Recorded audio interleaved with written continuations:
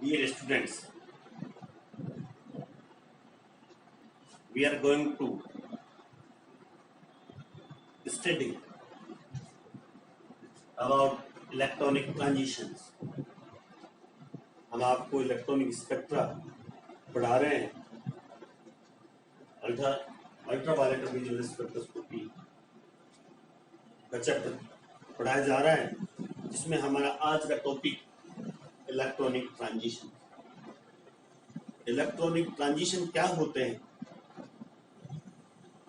क्योंकि इस स्पेक्ट्रोस्कोपी में मुख्य बातें इलेक्ट्रॉनिक ट्रांजिशन की है, तो कितने प्रकार के इलेक्ट्रॉनिक ट्रांजिशन संभव है वो इस टॉपिक में पढ़ाया जाएगा। वेव मैकेनिक्स के अनुसार, तरंग यांत्रिकी के अनुसार, डियर स्टूडेंट्स, आप जानते हो जितने परमाणु कक्षक एटॉमिक ऑर्बिटल अतिव्यापन में भाग लेते हैं या सहयोग करते हैं, उतने ही अणु कक्षक बनते हैं। मान लीजिए दो परमाणु कक्षक अतिव्यापन में भाग लेते हैं तो दो ही अणु कक्षक बनेंगे। एक संक्षेप में समझा देते हैं हम आपको। ये परमाणु कक्षक, ये परमाणु कक्षक आपस में सहयोग करते हैं तो दो अणु कक्षक बनाते हैं। ये एटॉमिक ऑर्बिटल, ये एटॉमिक ऑर्बिटल, ये एमोज, ये भी एमोज, ये भी दो प्रकार अणु कक्षक बनाएंगे, मॉलिक्यूलर ऑर्बिटल बनाएंगे। जो कम ऊर्जा का होता है, ये एनर्जी है, जो कम ऊर्जा का होता है वो बॉन्डिंग अणु कक्षक कहलाता है, बंदी अणु कक्षक कहलाते हैं, बॉन्डिंग एमओ। और जो एटॉमिक ऑर्बिटल से उच्च ऊर्जा का होता है वो एंटी बॉन्डिंग एमओ। आप ये पहले छोटी कक्षा में पढ़ चुके हो। आप बंदी अणु कक्षक, विपरीत बंदी अणु कक्षक। जब अणु बनता है, परमाणु से अणु बनता है और बंध बनते हैं, बंदी इलेक्ट्रॉन होते हैं जो बंध में भाग लेते हैं वो बॉन्डिंग इलेक्ट्रॉन कहलाएंगे। जो सिग्मा बंध में भाग लेते हैं, जो सिग्मा बंध बनाने में भाग लेते हैं वो सिग्मा इलेक्ट्रॉन, और जो पाई बंध बनाने में भाग लेते हैं वो पाई इलेक्ट्रॉन कहलाते हैं। ये आप सब जानते हैं। पाई सिग्मा, पाई एंटीबॉन्डिंग, सिग्मा एंटीबॉन्डिंग, पाई एंटीबॉन्डिंग, ये आप छोटी कक्षाओं में पढ़ चुके हैं। लेकिन यहां यदि सिग्मा बॉन्डिंग, सिग्मा एंटीबॉन्डिंग, यदि सिग्मा बंध बन रहा है, पाई बंध बन रहा है तो उसका पाई एंटीबॉन्डिंग होगा। लेकिन कुछ इलेक्ट्रॉन ऐसे होते हैं एटम पर जो बंध में भाग नहीं लेते, उन्हें अबंधी इलेक्ट्रॉन कहते हैं, लोन पेयर कहते हैं। लोन पेयर इलेक्ट्रॉन जो बंध में भाग नहीं लेते, अबंधी इलेक्ट्रॉन कह लीजिए, लोन पेयर इलेक्ट्रॉन कह लीजिए। उनको हम एन से लिखते हैं। इसका कोई विपरीत बंदी कक्षक नहीं होता है, क्योंकि एन इलेक्ट्रॉन बंध में भाग लेते ही नहीं, इसलिए इसका एंटी बॉन्डिंग एमोज नहीं होगा। तो सिग्मा, सिग्मा एंटी बॉन्डिंग, पाई, पाई एंटी बॉन्डिंग, और जो नॉन बॉन्डिंग है अबंधी कक्षक इलेक्ट्रॉन है, इसका कोई विपरीत बंदी कक्षक इलेक्ट्रॉन नहीं। अब ध्यान दीजिए, इनकी ऊर्जा का क्रम क्या होता है। सबसे कम ऊर्जा होती है, ऊर्जाओं का क्रम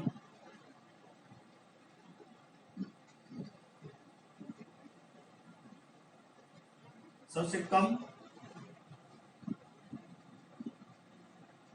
फिर ध्यान दीजिए डायग्राम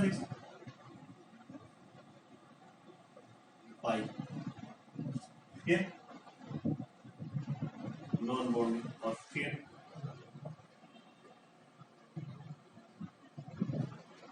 पाई एंटी बॉन्डिंग और फिर सिग्मा। इनकी ऊर्जाओं का क्रम इस प्रकार से हमने इस डायग्राम में दिखाया गया है। सिग्मा, पाई, नॉन बॉन्डिंग, पाई एंटी बॉन्डिंग और सिग्मा एंटी। जब अणु पर अल्ट्रावायलेट और विजिबल रेडिएशन डालते हैं तो इनमें ट्रांजिशन होता है। पाई इलेक्ट्रॉनों में उत्तेजन आती है, सिग्मा इलेक्ट्रॉनों में उत्तेजन आती है।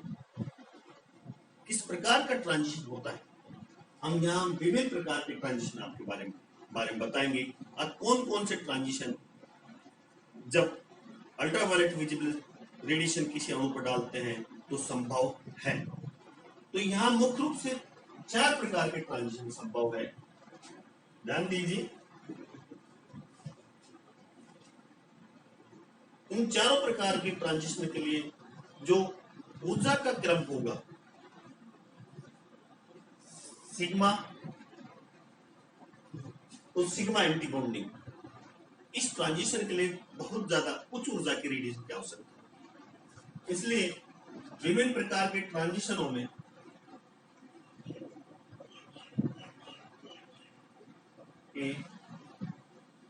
इलेक्ट्रॉनिक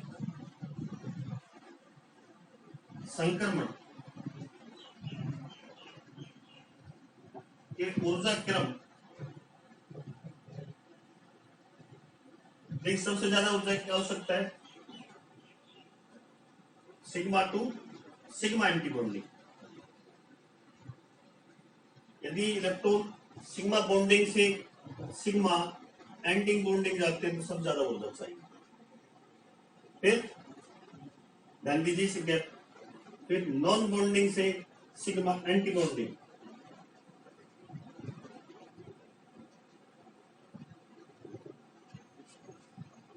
उससे कम ऊर्जा की आवश्यकता है पाई टू पाई।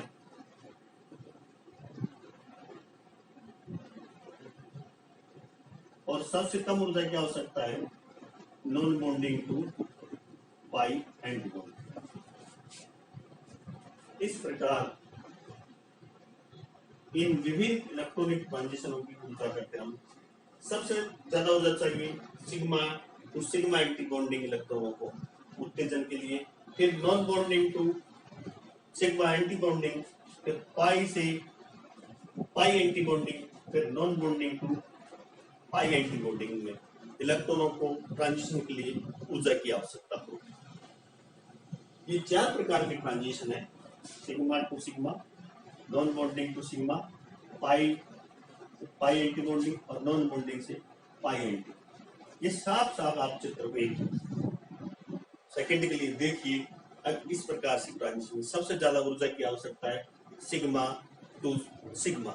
हम सिग्मा टू सिग्मा का अध्ययन करेंगे, चारों का अध्ययन करेंगे 1 by 1। और सबसे पहले sigma to sigma anti bonding में ट्रांजिशन कौन कौन से अणु दर्शा सकते हैं, इसके बारे में हम अध्ययन करेंगे।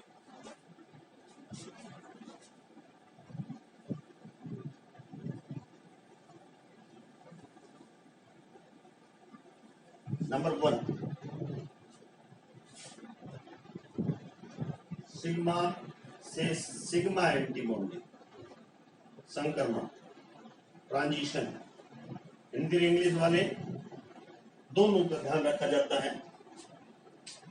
Sigma to sigma anti bonding में ट्रांजिशन के लिए अन्य ट्रांजिशनों की तुलना में सबसे उच्च ऊर्जा की रेडिएशन की आवश्यकता, अधिक ऊर्जा की रेडिएशन की आवश्यकता। और इस प्रकार का ट्रांजिशन ऐसे अणुओं द्वारा दर्शाया जाता है जिसमें सिग्मा बंद है तो सिग्मा इलेक्ट्रॉन होंगे, जैसे एल्केन्स,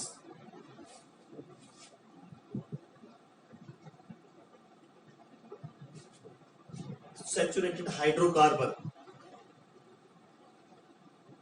इनमें क्या होता है सिग्मा बंद होते केवल, इसलिए इनमें सिग्मा टू सिग्मा ट्रांजिशन हो सकता है और होता भी है, क्योंकि सिग्मा बंद होंगे तो सिग्मा इलेक्ट्रॉन रेडिएशन का अवशोषण करके यूवी अल्ट्रावायलेट विजिबल रेडिएशन का अवशोषण करके उत्तेजित हो जाएंगे।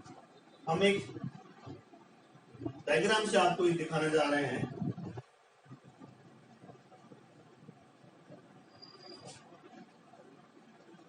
ध्यान दीजिए, थोड़ा सा समझने वाली बात है। ये कोई एल्केन है, इसमें सिग्मा बंध बना हुआ है, बच्चों बना हुआ है। इस सिग्मा बंध में इलेक्ट्रॉनों, ये 2 इलेक्ट्रॉन है।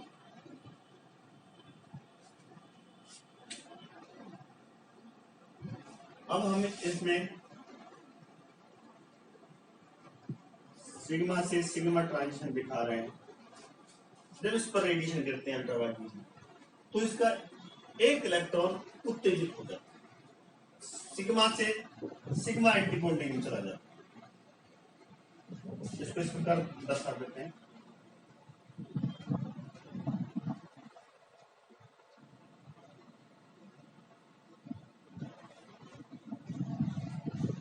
इसका एक इलेक्ट्रॉन उत्तेजित हो गया, उस उत्तेजित इलेक्ट्रॉन को हम ये दर्शा देते हैं कि इलेक्ट्रॉन उत्तेजित। जो यहां ये दर्शाया है, ये excited electron.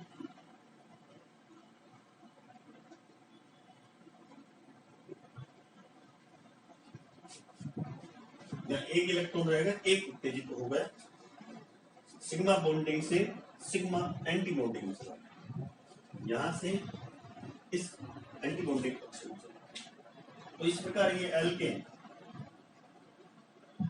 Sigma sigma star transition दर्शाते हैं। तो सिग्मा टू सिग्मा स्टार दर्शाते हैं क्योंकि सिग्मा बंध मजबूती से बंधे रहते हैं। इसके लिए उच्च ऊर्जा की रेडिएशन की आवश्यकता है, जबकि अल्ट्रावायलेट और विजिबल स्पेक्ट्रोस्कोपी है, उसका तरंग दैर्घ्य बच्चों कितना होता है? 200 से अल्ट्रावायलेट विजिबल का क्या होगा 400, और 800 लगाने अल्ट्रावायलेट विजिबल स्पेक्ट्रोस्कोपी में ये यदि विजिबल की बात करें 400 से वेवलेंथ रेडिएशन की आवश्यकता होता है, इसकी रेंज अल्ट्रावायलेट विजिबल स्पेक्ट्रोस्कोपी। जबकि एल्केन में जो सिग्मा सिग्मा ट्रांजिशन होता है, sigma to sigma anti bonding, उसके लिए उच्च ऊर्जा के रेडिएशन की आवश्यकता होती है, अर्थात कम तरंग दैर्घ्य 175 nm वेवलेंथ की आवश्यकता, उच्च ऊर्जा का रेडिएशन आवश्यकता है। और ये वेवलेंथ अल्ट्रावायलेट विजिबल स्पेक्ट्रोस्कोपी से बाहर नहीं है। इसलिए एल्केन्स अल्ट्रावायलेट विजिबल स्पेक्ट्रोस्कोपी में कोई भी बैंड नहीं दर्शाते, क्योंकि इस कितने वेवलेंथ की आवश्यकता है 175 nm, जबकि इसकी रेंज क्या है अल्ट्रावायलेट विजिबल स्पेक्ट्रोस्कोपी की 200 से 800, तो इससे बाहर। इसलिए एल्केन्स अल्ट्रावायलेट विजिबल स्पेक्ट्रोस्कोपी में अवशोषण बैंड नहीं दर्शाती है। यही कारण है कि जो पैराफिन्स होते हैं एल्केन्स, उन्हें अल्ट्रावायलेट विजिबल स्पेक्ट्रोस्कोपी में विलायक के रूप में काम लेते हैं, एज ए सोलवेंट काम लेते हैं, क्योंकि अल्ट्रावायलेट विजिबल स्पेक्ट्रोस्कोपी में ये कोई अवशोषण बैंड तो दर्शाती नहीं एल्केन्स, जिस कारण से हम यहाँ जो सोलवेंट काम में लेंगे अल्ट्रावायलेट विजिबल स्पेक्ट्रोस्कोपी, वो पैराफिन्स काम में लेते हैं। अब हम आगे जो आपको पढ़ाने जा रहे हैं, दूसरे प्रकार का जो इलेक्ट्रॉनिक ट्रांजिशन हम पढ़ा रहे हैं आपको, वो है non bonding to sigma anti bonding. अब देखिए इस डायग्राम में सिग्मा सिग्मा से कम ऊर्जा की रेडिएशन की आवश्यकता होगी, non bonding to sigma antibonding. इस प्रकार का संक्रमण ऐसे अणुओं में होता है जिसमें संतृप्त हाइड्रोकार्बन युक्त ऐसे परमाणु हो जिनके पास कम से कम एक लोन पेयर इलेक्ट्रॉन अर्थात नॉन बॉन्डिंग इलेक्ट्रॉन हो, अबंधी इलेक्ट्रॉन, उन्हीं में इस प्रकार का ट्रांजिशन संभव होता है। जैसे फॉर एग्जाम्पल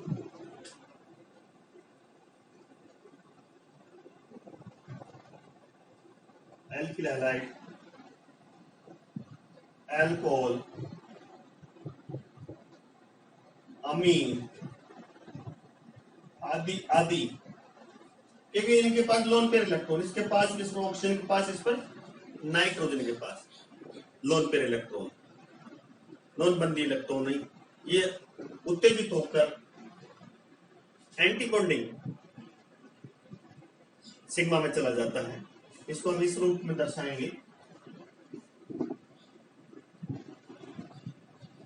ये एल्किल हैलाइड है, ये लोन पेयर है,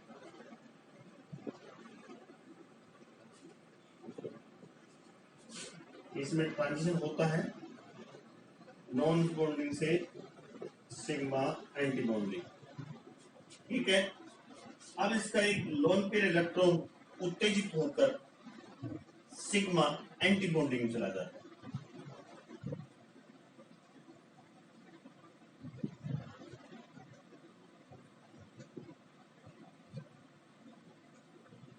इसको हम दूसरे इंक से दर्शा सकते हैं। ये जो है ये एक्साइट उत्तेजित इलेक्ट्रॉन,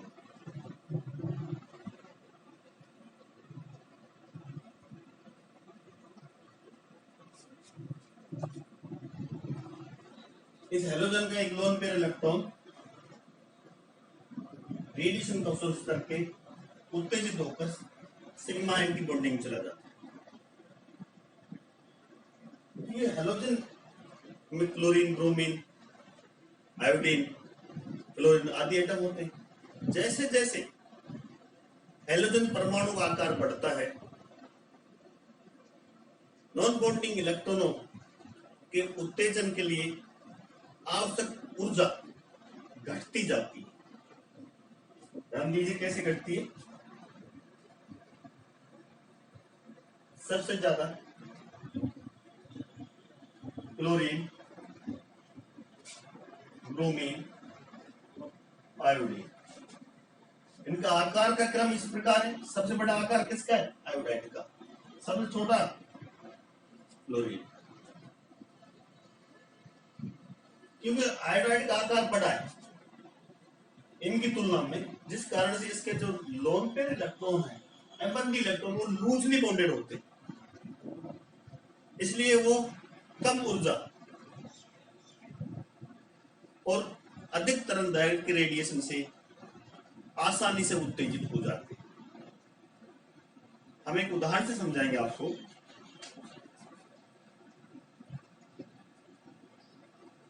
CH3I मेथिल आयोडाइड अवशोषण दर्शाता है, इसका लैम्बडा मैक्सिमम है 258 nm पर, जबकि CH3Cl का अवशोषण है, लैम्बडा मैक्सिमम है 175 nm। वाई इसका कारण यही है कि आयोडाइड का आकार क्लोरीन से बड़ा होने के कारण से आयोडाइड के जो आयोडीन है, इसका जो लोन पेयर इलेक्ट्रॉन है, अबंधी इलेक्ट्रॉन है, वो लूजली बॉन्डेड होते हैं। लूजली बॉन्डेड होने के कारण से वह कम ऊर्जा और उच्च तरंगदैर्घ्य अवशोषण बैंड दर्शाते हैं। जबकि CH3Cl मेथिल क्लोराइड आयोडाइड से आकार से छोटा होता है, इसलिए इसकी तुलना में अधिक मजबूती से पैबंद इलेक्ट्रॉन इससे बंधे रहते हैं, इसलिए इनकी तुलना में अधिक ऊर्जा कम तरंग दैर्घ्य पर अवशोषण कर सकते हैं। तो ये था इसका एग्जाम्पल। अब कौन कौन से अणु and non bonding to sigma anti bonding electronic transition दर्शाते हैं, एक उदाहरण से हमने आपको समझा दिया है। अब हम पढ़ेंगे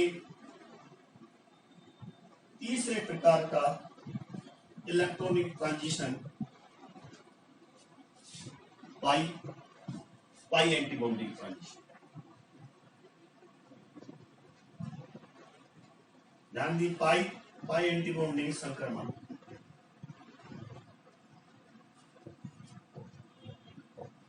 इस संक्रमण के लिए, पाई एंटी बॉन्डिंग संक्रमण के लिए अन्य दो कौन से, sigma to sigma anti bonding, non bonding to sigma anti bonding के संक्रमण की अपेक्षा कम ऊर्जा के रेडिएशन की आवश्यकता है, क्योंकि तीसरे नंबर का है। इन दोनों की तुलना में इसमें पाई टू पाई संक्रमण के लिए कम ऊर्जा की रेडिएशन की आवश्यकता है। और ये संक्रमण ऐसे अणुओं में होता है जिनमें असंतृप्तता, अनसैचुरेशन का केंद्र हो। ऐसे अणुओं में होता है जिसमें अनसैचुरेशन का केंद्र हो, अर्थात जिसमें पाई बंद हो। For example, alkene,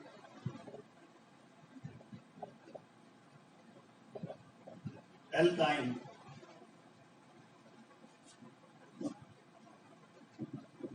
carbonyl compound,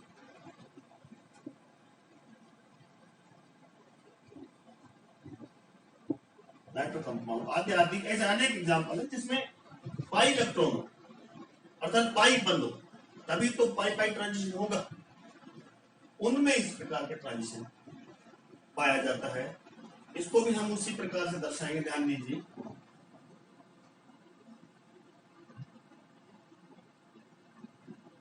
ये पाई इलेक्ट्रॉन है,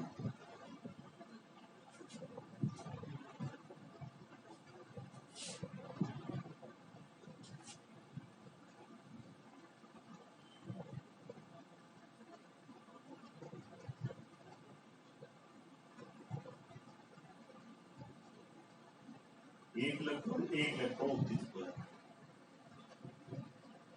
तो ये जो हमने दर्शाया है, ये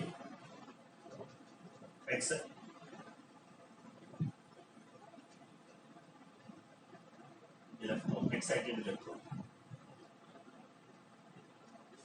उत्तेजित इलेक्ट्रॉन, इसका ये पाई इलेक्ट्रॉन अवशोषण करके, रेडिएशन का अवशोषण करके पाई एंटी बॉन्डिंग चला जाता है। तो ये पाई पाई ट्रांजिशन।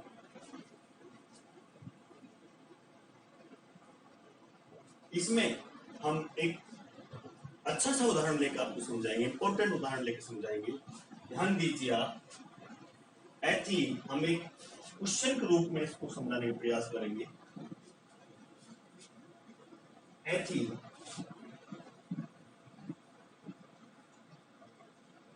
वन-3 ब्यूटाडाइन, ब्यूटाडाइन और 1,3,5 हेक्साट्राइन।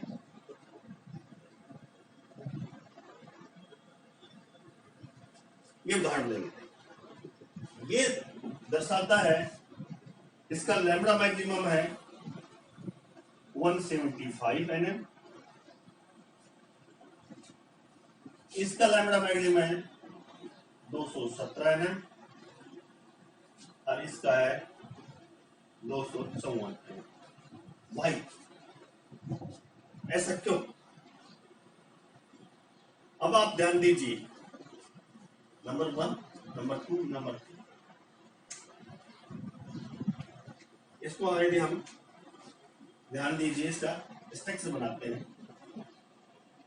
एथलीन, CS2,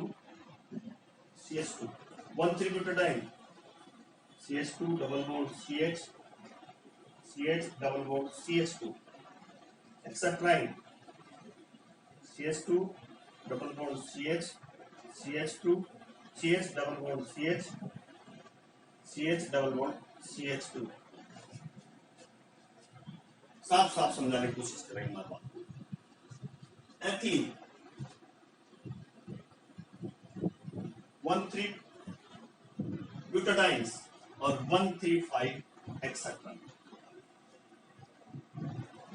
ये 175 पर, ये 217 पर, ये 254। ऐसा क्यों? डियर स्टूडेंट्स, अब ध्यान दीजिए आप, हम इन दोनों की तुलना करें, एथीन और 13 ब्यूटाडाइन। क्यों? तो एथीन की तुलना में 13 ब्यूटाडाइन में जो पाई इलेक्ट्रॉन है उसका डीलोकेलाइजेशन अधिक होता है। पाई दोनों पाई इलेक्ट्रॉन चारों ही कार्बन पर विस्थानांतरित हो जाते हैं, डीलोकेलाइज हो जाते हैं, जिसके कारण से 13 ब्यूटाडाइन में जो पाई इलेक्ट्रॉन है वो लूजली बंधे रहते हैं अपेक्षाकृत एथीन, और वो आसानी से कम ऊर्जा और उच्च तरंगदैर्घ्य पर अवशोषण बैंड दर्शाती है 217, जबकि एथीन 125। आप समझे? अब हेक्साट्राइन की बात कर लीजिए। इसमें pi electron pi electron pi electron, ये पाई इलेक्ट्रॉन का डीलोकेलाइजेशन विस्थानीकरण इन दोनों की तुलना में अधिक है।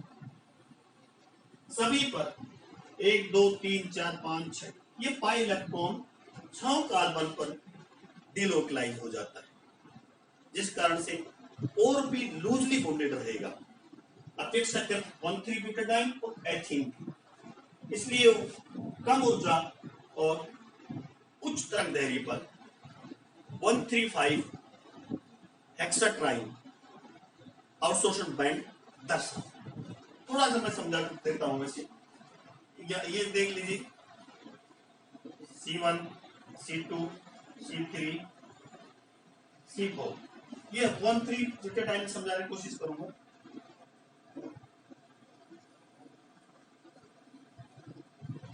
ये पी कक्षक है जो बंद में भाग नहीं ले रहे हैं। इसमें यहां जो बंद बनेगा अब वर्तमान में, ये साइड टू साइड अतिव्यापन करते हैं, और साइड टू साइड अतिव्यापन करने से क्या हो जाएगा, 1 2 ओवरलैपिंग होगा, 3 4 ओवरलैपिंग होगा अतिव्यापन, फिर 2 और 3 ओवरलैपिंग होगा। इस प्रकार से ये जो पाई इलेक्ट्रॉन है ये चारों कार्बन पर डीलोकेलाइज हो जाते हैं।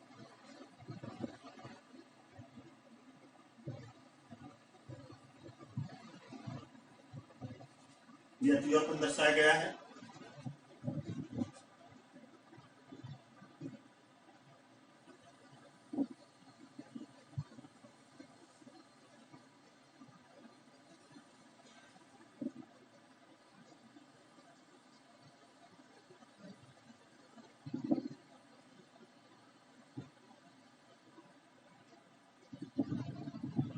ये पाई इलेक्ट्रॉन क्लाउड दिखा रहा हूं मैं।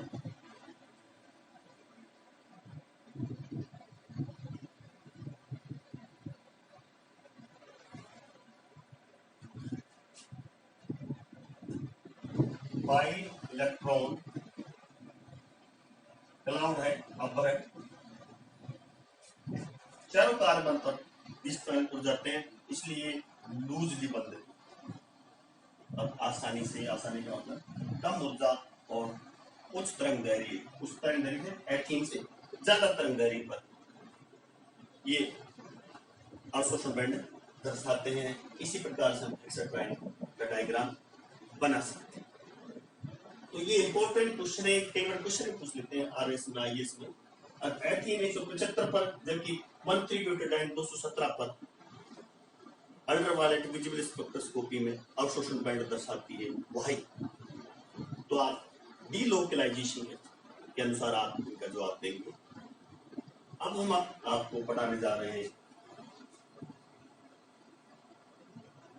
चौथे प्रकार का इलेक्ट्रॉनिक ट्रांजिशन, जो आखिरी है,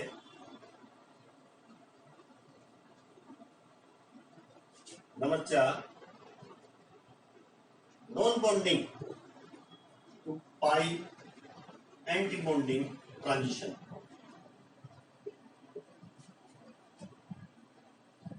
ध्यान दीजिए, नॉन बॉन्डिंग टू पाई। इस ट्रांजिशन में अन्य 3 प्रकार के ट्रांजिशन की तुलना में बहुत कम ऊर्जा की रेडिएशन की आवश्यकता होती, एक बात। दूसरी बात, ये ट्रांजिशन ऐसे अणुओं में पाया जाता है जिसमें नॉन बॉन्डिंग इलेक्ट्रॉन हो और पाई इलेक्ट्रॉन, दोनों ही प्रकार के इलेक्ट्रॉन होने चाहिए। कौन कौन से? Non bonding electron and pi electron हो। उन्हीं अणुओं द्वारा इस प्रकार का ट्रांजिशन दर्शाया जाता है। उदाहरण के रूप में कार्बोनिल,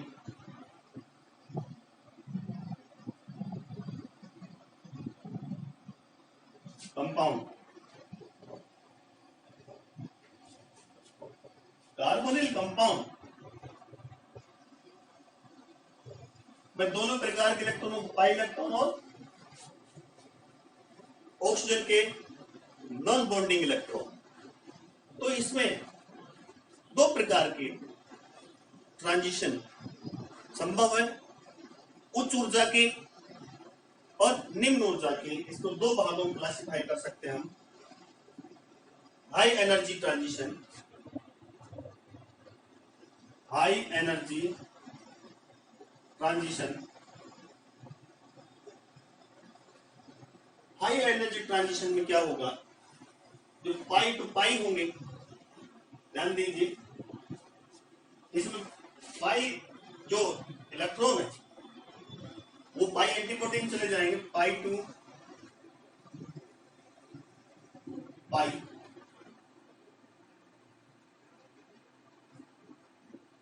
और नॉन बॉन्डिंग इलेक्ट्रॉन जो हैं वो उच्च ऊर्जा के एंटीबॉडी सिग्मा में जा सकते हैं। लो एनर्जी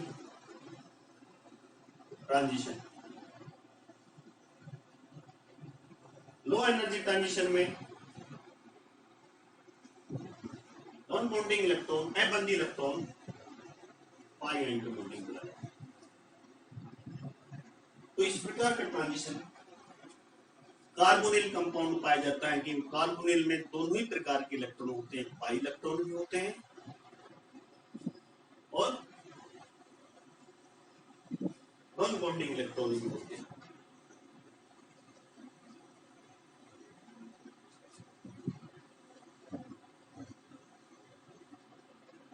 इस प्रकार हम इलेक्ट्रॉनिक ट्रांजिशन के बारे में अध्ययन करते हैं। अब जो इलेक्ट्रॉनिक स्पेक्ट्रा में, इलेक्ट्रॉनिक स्पेक्ट्रोस्कोपी में इलेक्ट्रॉनों का जो ट्रांजिशन होता है वो किस प्रकार से होता है, ये हम आपको मुख्य रूप से 4 प्रकार के इलेक्ट्रॉनिक ट्रांजिशन पढ़ा चुके हैं। सिग्मा टू, सिग्मा संक्रमण,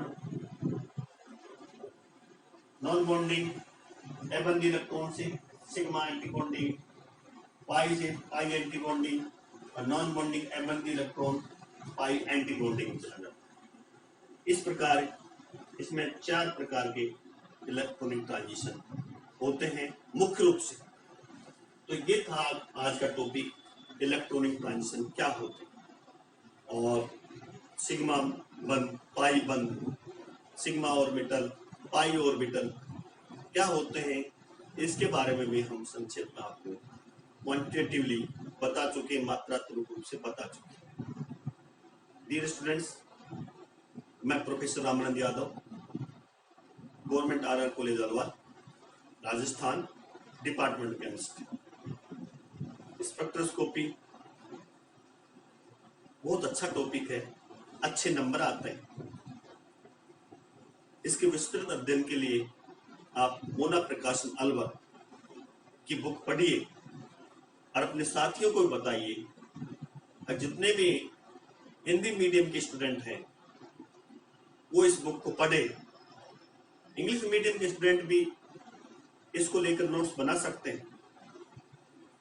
इसलिए मैं कहना चाहूंगा मोना प्रकाशन को अधिक से अधिक स्टूडेंट पढ़े और मेरे YouTube channel studyship with Ramanand Yadav को सब्सक्राइब करें, लाइक करें और शेयर करें।